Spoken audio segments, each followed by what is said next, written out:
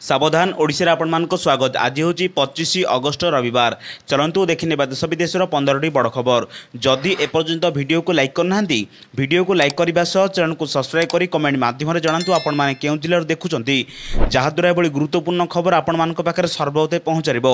Channel लेटनरी खबर पर नजर पकेबा।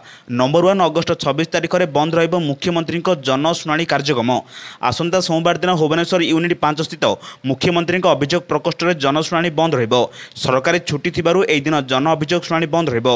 ए संपर्क में साधारण प्रशासन और साधारण अभियोग विभाग पक्षर सूचना दी जाइछि। सूचना अनुसार मुख्यमंत्री मोहन चरण माझी जुलाई मास आरंभ प्रति सोमवार जनशुणाणी कार्यक्रम करुछंती।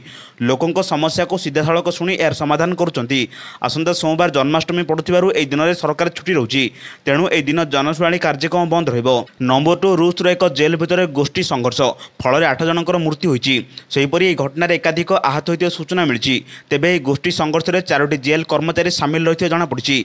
रूस भोलगाद्रव क्षेत्र में IK-19 सुरो यूबियम पिनल कलोनी निकट में जेल रे हिंसा देखा मिली। सूचना मुताबक जेल रे कैदी मध्य हिंसात्मक विरोध होती। गोटे गोष्ठी किसी कैदी को छुरी रे बंधे आक्रमण कर घटना नियमित होता बैठक पूर्व होता।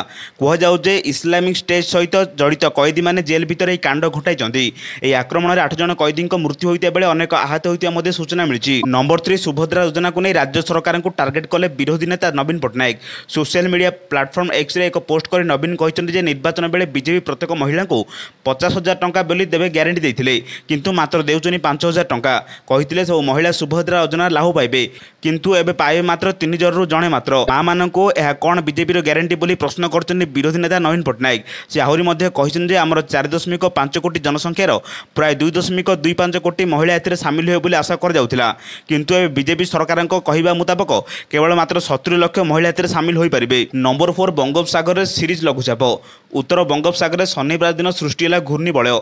आसंता 24 घंटे यह लघुचाप रूप ना पर यार प्रभाव में आसंता 3 दिन जाए प्रबल अति प्रबल वर्षा होबार संभावना रही। वर्षा नहीं शनिवार 6 जिला को ऑरेंज वार्निंग जारी कर जायछि। अनुगुल ढेंकानाल कटक जाजपुर केन्द्रापड़ा और जगतसिंहपुर जिला को सतर्क सूचना जारी कर जायछि। एई सब जिले में 70 ରୁ 200 मिलीमीटर जाए वर्षा होबरे। यह सह प्रबल वर्षा नहीं 20 जिला को येलो वार्निंग जारी कर जायछि। 26 और 27 तारिख में वर्षार परिमाण कमिबो। नंबर 5 विधानसभा बाचस्पति को असम्मान घटना गृह रे निंदा प्रस्ताव गृहीत। सरकारी दल मुख्य सचेतक सरोज प्रधान निंदा प्रस्ताव आनिचंती जहाँफल गृह को 1 घंटा जाए मुलतवी घोषणा कर जायछि। विरोधी बीजेडी कांग्रेस हाथ में हाथ मिलाई सरकार को घेरी स्लोगान दे हंगामा करथिले। बाचस्पति पोडियम उपर को चढ़ा उद्यम करथिले। रोमांच विश्राल और माधव धड़ा पोडियम उपर को चढ़ी जाते विरोधी मिलित हो हल्ला गृह थरीला। शासक यह बर्दाश्त कलेनी। शून्य काल में यह प्रसंग कर विरोधी शासक मुहांमुही होते। नंबर 6 महाराष्ट्र में पुणे में एक बड़ हेलिकप्टर दुर्घटना घटी। यांत्रिक त्रुटि जो हेलिकप्टर क्रॉस होता कहुच्छी। जिले में पाणीपाग स्थिति भल नहीं। अंचल में लगाण वर्षा चली। यार भितर दुर्घटनाग्रस्त हेलिकप्टर ग्लोबाल आवियन कंपानी बोली जमापड़ी। हेलिकप्टर में मोट 4 जन थे। मध्य 2 जन अवस्था गुरुतर रही। आहत मान चिकित्सा हस्पिटाल नहीं जाऊँगी। हेलिकप्टर क्रैश होता समय एक वीडियो सामना को आसूँ। दुर्घटना घटिया बेले आखपाखे उपस्थित लोक मैंने यार वीडियो रेकर्ड करते। वीडियो हेलिकप्टरटी अनियंत्रित हो एक जगार बुलता नजर आसूला। किसी समय पर यह से स्थान में क्रैश हो पाई। नंबर 7 156टी औषध को ब्यान कर केंद्र सरकार। ज्वर थंडा जंत्रणा और एलर्जी ए औषध गुड़िक व्यवहार होता। शरीर उपर यह कुप्रभाव पकाउथिबा एई गुड़ी को ब्यान कर जायछि। एने केंद्र स्वास्थ्य और परिवार कल्याण मंत्रालय पक्ष एक विज्ञप्ति प्रकाश पाई। ब्यान होइतिबा औषध मानक मध्यरु एंटीबायोटिक पेनक्लियर और मल्टीविटामिन रही। एथिरे सिपिला टोरंटी लुपिन और सनफ्रान भली बड़ कंपानी औषध मध्य सामिल अछि। एगुड़ी उत्पादन मार्केटिंग बिक्री को निषेध कर जायछि। मेफेनामिक युक्त पारासिटामोल इंजेक्शन सिट्रेजिन पारासिटामोल लिवोसेट्रिजिन औषध गुड़ी को ब्यान कर जायछि। नंबर 8 ड्रागन नुआ चाल एवं पृथ्वी को छाड़ी चंद्र नजर। चंद्रपृष्ठर बाहर कहूँ हिलियम केवल जे बाहर करुच्ची ताहा नुहे एक पृथ्वी पृष्ठ को आने को करुच्ची प्लानिंग। एथिपाई चीन वैज्ञानिक चंद्रपृष्ठ लगाइबे एक मैग्नेटिक लंचर। यह एपरी डिजाइन कर चंद्र हिलियम 3 और अन्य मूल्यवान रिपोर्ट्स गुड़िक पृथ्वी को पठा जाऊँगी। चंद्रपृष्ठ में मैग्नेटिक लंचर स्थापन कर अंतरिक्ष खनन में क्रांति आने को जाऊँगी। चीन एपरी कर पृथ्वी में सृष्टि होता शक्ति संकटर समाधान करें सहायक हो पारे। चीन लंचर चंद्रपृष्ठ को पृथ्वी को माल परिवहन में व्यवहृत हो।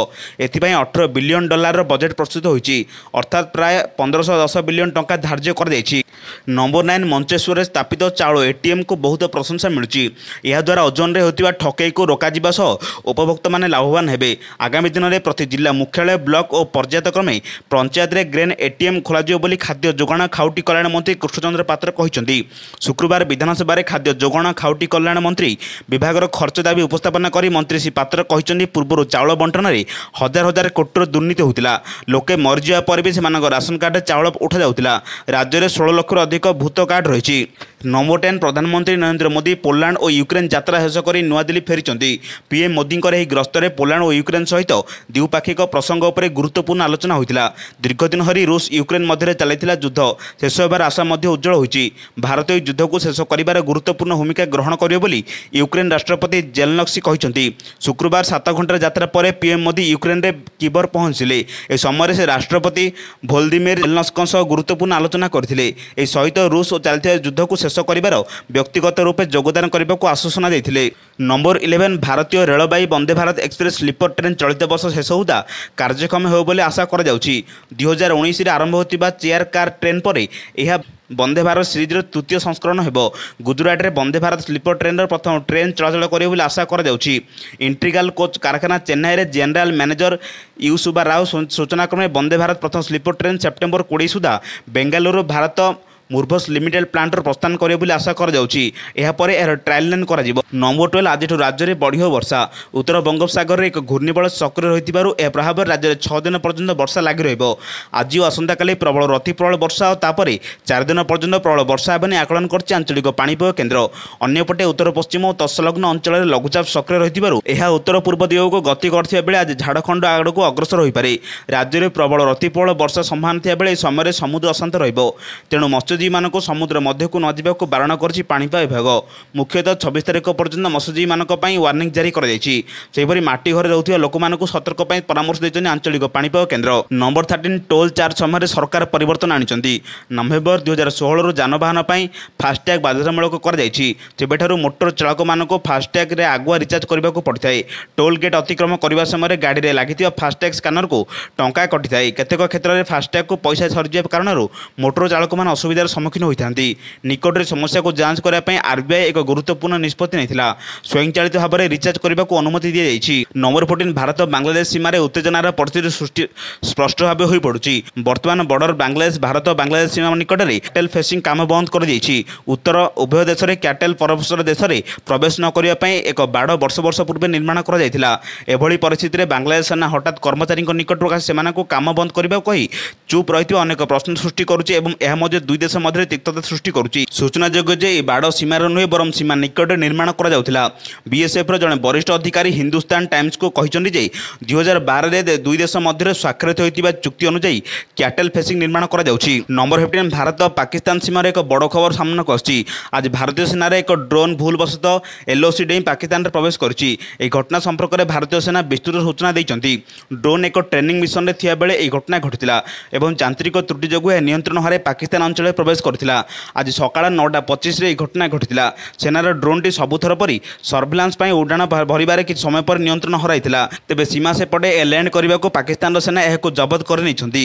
ଡ୍ରୋନ୍କୁ ଫେରାଇବା ପାଇଁ ପାକିସ୍ତାନ ସେନାକୁ ଏକ ହଟଲାଇନ୍ ବାର୍ତ୍ତା ପଠାଯାଇଛି। ଏହିଭଳି ଗୁରୁତ୍ୱପୂର୍ଣ୍ଣ ଖବର ପାଇବା ପାଇଁ ଆମ ଚ୍ୟାନେଲ ସହ ଯୋଡ଼ି ରୁହନ୍ତୁ। ଯଦି ଚ୍ୟାନେଲରେ ନଥିବେ ତେବେ ଚ୍ୟାନେଲକୁ ସବସ୍କ୍ରାଇବ୍ କରି ପାଖରେ ଥିବା ବେଲ୍ ଆଇକନ୍ ଦବାଇ ନୋଟିଫିକେସନକୁ ଅନ୍ କରନ୍ତୁ, ଯାହାଦ୍ୱାରା ଏଭଳି ଗୁରୁତ୍ୱପୂର୍ଣ୍ଣ ଖବର ଆପଣମାନଙ୍କ ପାଖରେ ସର୍ବପ୍ରଥମେ ପହଞ୍ଚିପାରିବ। ବ୍ୟୁରୋ ରିପୋର୍ଟ, ସାବଧାନ ଓଡ଼ିଶା।